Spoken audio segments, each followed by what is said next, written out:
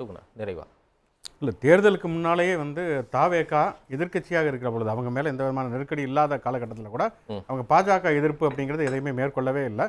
திமுக என்னென்ன பண்ணாங்கிறது நமக்கு தெரியும். தொகுதி மறுவரையறை முதலாக ஸ்டாலின் தான் அதை பற்றி பேசினார்.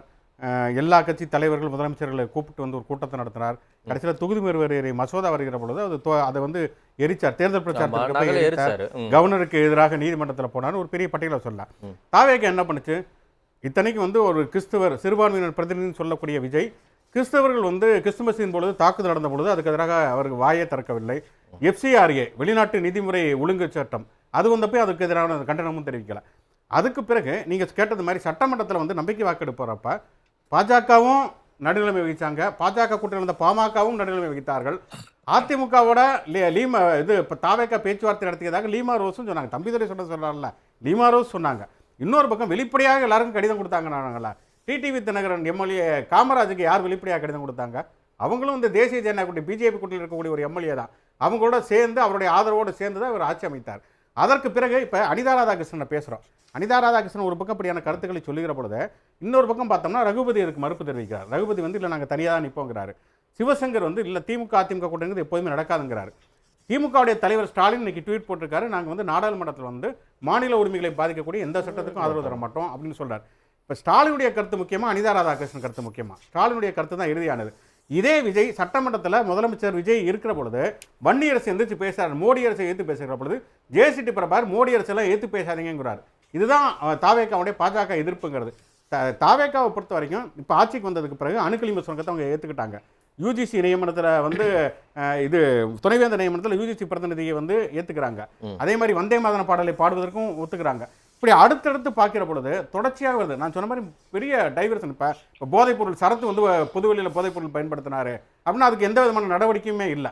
அது அப்படியே வந்து காற்றோடு காற்றாக போயிடுச்சு. எந்த விதமான நடவடிக்கையுமே இல்லை. இவ்வளவு எதிர்ப்பையும் கம்யூனிஸ்டுகளும் ஐயுஎம்மும் விசிகாவும் சகிச்சுக்கிட்டு தான் இருக்கிறாங்களா? இடதுசாரிகள் விமர்சனங்கள் அப்பப்போ தெரிவிச்சுக்கிட்டு தான். எங்க திரு சண்முகம் வந்து எங்க விமர்சனம் வைக்கிறாரு, சுட்டி காட்டுறாரு, அவ்வளவுதான். வீரபாண்டியனும் சுட்டி காட்டுறாங்க, திருமாவர்களும் சுட்டி காட்டுறாரு. காதர் மொய்தீன் அவர் பெருசாக பேசுறதில்ல, ஷாஜகானும் அப்பப்போ ஏதாவது சுட்டி காட்டுறாங்க, அவ்வளோதானே நடக்குது.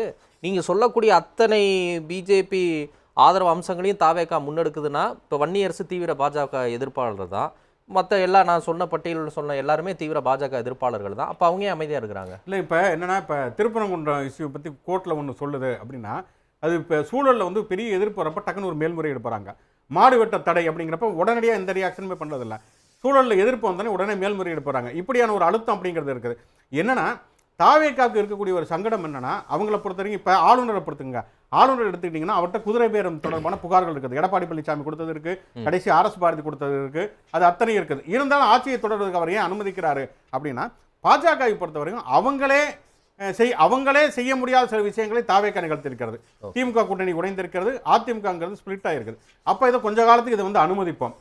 அதுக்கப்புறம் என்னன்னா தாவேக்கா கூட்டணியில் இருக்கக்கூடிய இடதுசாரிகள் விசிக ஐஎம்எல்லாம் கலட்டி விட்டுட்டு அதிமுகலேருந்து வரக்கூடிய எம்எல்ஏக்களை தாவேகா எம்எல்ஏக்களாக ஞானஸ்நானம் பண்ணி அவங்களுடைய ஆதரவோட ஆட்சியை தொடர்வது என்பதுதான் தாவேக்காவோட பிளான். இது வந்து பாஜகவும் விரும்புது.